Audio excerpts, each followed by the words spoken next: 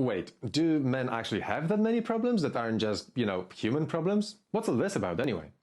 Well, let me offer you a short list of what I see men struggle with.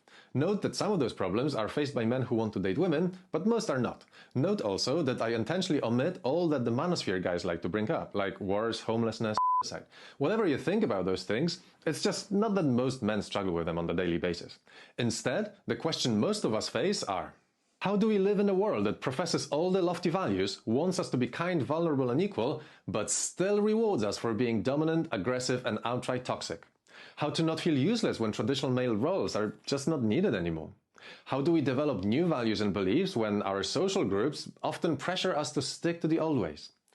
How do we deal with loneliness, either by accepting it or by finding a partner? How do we deal with frustration, and how do we even know when we actually want and when is just a proxy for other emotional needs that we're having?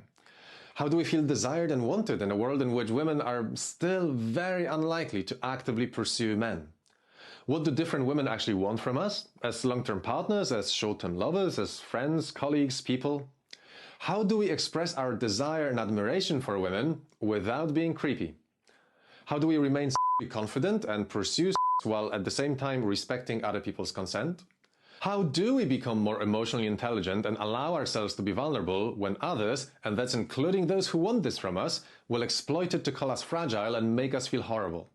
How do we raise our sons to be better, but also ensure that they are not bullied by those who would exploit their vulnerability?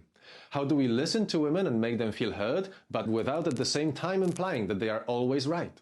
How do we stand our ground when we think that we are right, but don't want to mansplain or abuse our privilege and power? And which of our behaviors are really inappropriate, and when are people just being overly sensitive over nothing? None of those questions have easy answers, and there are dozens more, and you should definitely share some of your own in the comments.